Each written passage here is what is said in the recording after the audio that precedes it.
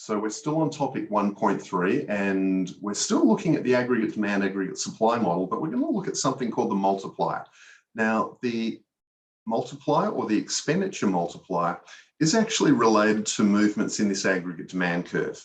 So that's the context, but what I'm going to do is explain what the multiplier is and then come back to this aggregate demand curve shifting and explain the concept explain the multiplier concept in this context.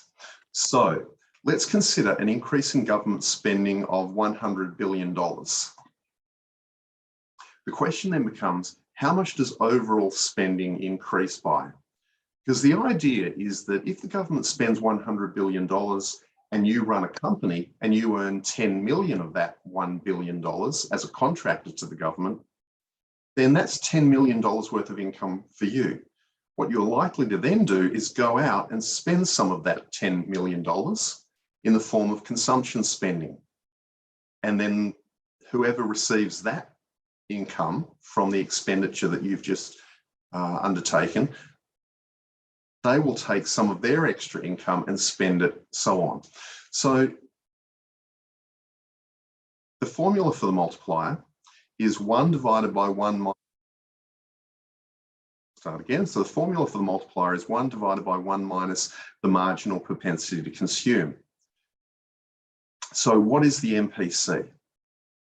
Well, even though we're considering an increase in government spending here, the response or the reaction to that spending by households is very, very important, because ultimately household income is going to increase quite substantially when the government spends this additional $100 billion. So the formula for the multiplier is there, and we've got this variable called the marginal propensity to consume, and it's defined as the proportion of any increase in income that is spent by consumers.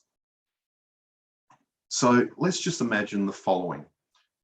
I give you an extra $100. Doesn't matter the reason why, I've just handed over $100. The question then becomes, how much of that extra $100 would you spend? Now, some of you would spend all 100. Some of you would save all of it and spend nothing. Others might spend $40 or $60 or $80. So it's going to vary. But under normal economic conditions, what research suggests is that in Australia, around about 0.8 of any extra income earned by consumers will be spent. Actually, it's probably a little bit higher in recent years in Australia, but let's just run with 0.8 for now. So what that means is that the marginal propensity to consume is 0.8. What that means is if I give you an additional $100, you'll spend 80 of that $100. So it's the marginal propensity to consume, and you will save the additional $20. Or the remaining $20. So your marginal propensity to save is 0.2, marginal propensity to consume is 0.8. So if we insert this value 0.8 into this multiplier formula, we get a multiplier value equal to 5. Okay, so I'll explain very soon what that multiplier value of 5 actually refers to. Just one thing to note before we go on, and I'm going to use this table to explain to you what the multiplier actually is, but just for now, during recessions, or actually come back here, when I assumed that the marginal propensity to consume was 0.8, I was sort of thinking about an economy which wasn't in a boom, it wasn't experiencing a recession, it was just normal economic conditions. Now consider what would happen if the economy fell into recession. So under normal economic conditions, we're going to assume you would have spent 80 of that extra $100 I gave you, but now there's a recession.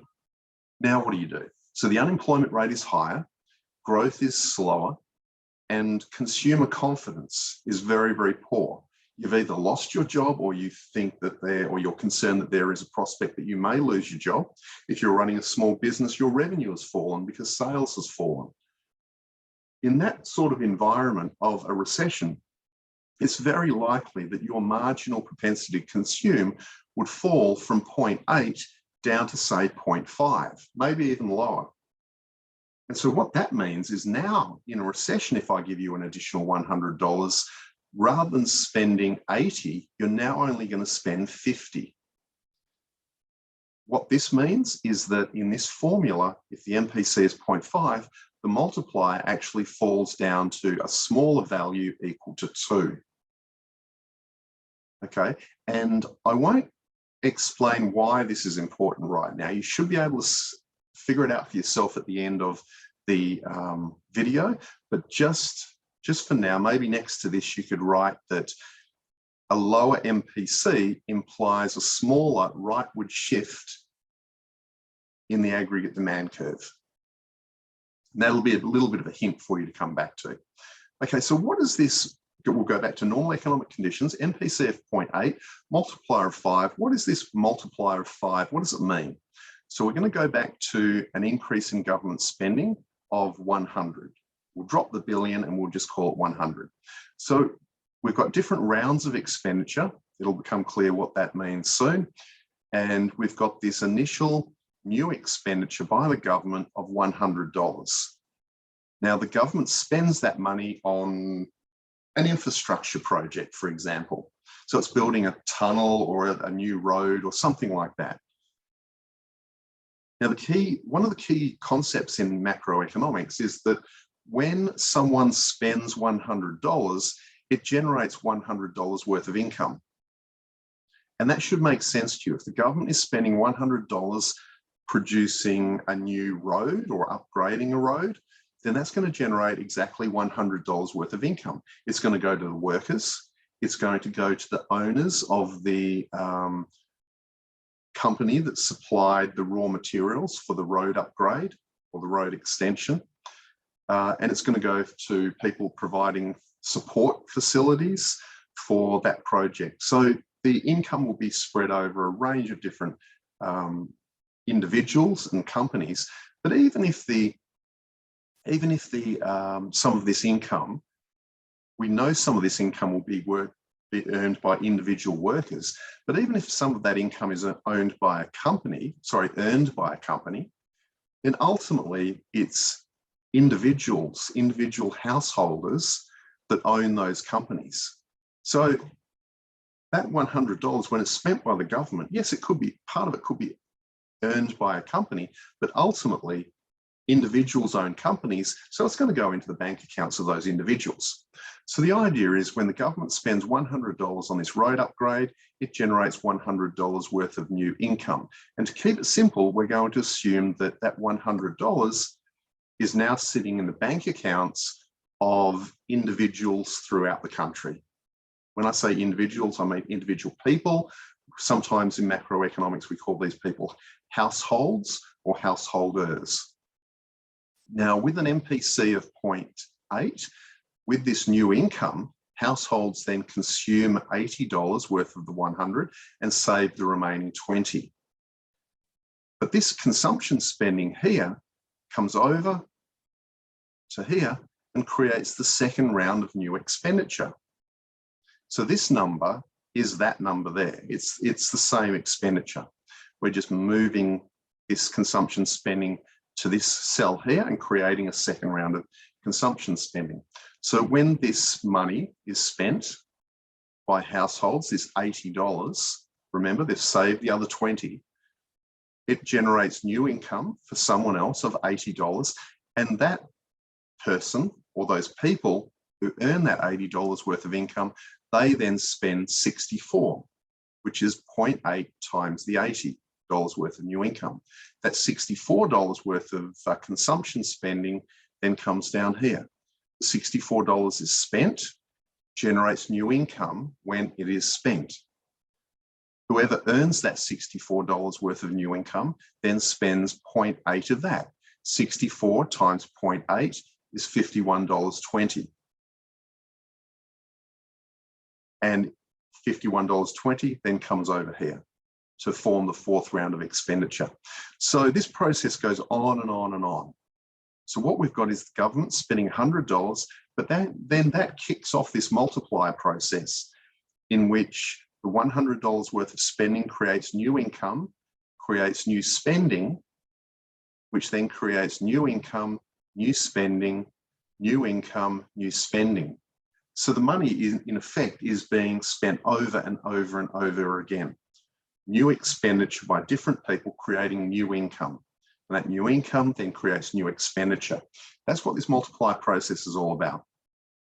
So if we allowed this process to go on until these numbers actually faded away, obviously these columns of new expenditure and new income, they're getting smaller and smaller and smaller. If we allow them to continue on until they approach zero, then the limit, so it's the total of this column, would be $500. So it's the $100 of new expenditure times the multiplier of 5. You could get a spreadsheet and work it out yourself. Create sort of 1,000 rows of this sort of table, and then sum that column, and it would get very, very close to $500 very quickly. So what this is saying is when the government spends $100 or undertakes $100 worth of spending, it kicks off this multiplier process, which leads to a total increase in spending of not $100, but $500. So how does that relate to the aggregate demand curve? Well, if we come back here, what this means is that when we get this aggregate demand curve shifting to the right, if we say that that rightward shift in the aggregate demand curve is a result of an increase in government spending, and the government's increase in government spending was $100, like it was in this example. So in this diagram, if we're considering a $100 increase in government spending and MPC is 0.8, so the multiplier is 5, we would actually shift this aggregate demand curve to the right, not by the $100 of government spending, but the $500 of total spending created by the initial $100 worth of government spending. So the rightward shift in this aggregate demand curve is $500. Now, of course, we don't move to this point. That point there is not the new equilibrium. This is the new equilibrium, but I'm just highlighting the process through which the aggregate demand curve does actually shift to the right. So just keep that in mind. So coming back to this, if we're in a recession and the multiplier is 2, that means when the government increases government spending by 100, this value here is not going to be 500 anymore, it's going to be 200. And so coming back to this, if we're in recession, the government increases government spending by $100, then this rightward shift in the aggregate demand curve will be equal, the horizontal shift will only be equal to 200, not 500. Now, of course, at this point, we aren't in recession. We would be in recession if we were to the left of $2 trillion, to the left of potential output. But I'm just illustrating the point of what determines how far the aggregate demand curve shifts to the right. So for any given rightward shift in the aggregate demand curve, the horizontal distance it shifts is equal to the change in this case, government expenditure times the value of the multiplier. Okay, so that is the multiplier process. So I'll leave it there for this video, and in the next video, we'll move on to an understanding of the business cycle.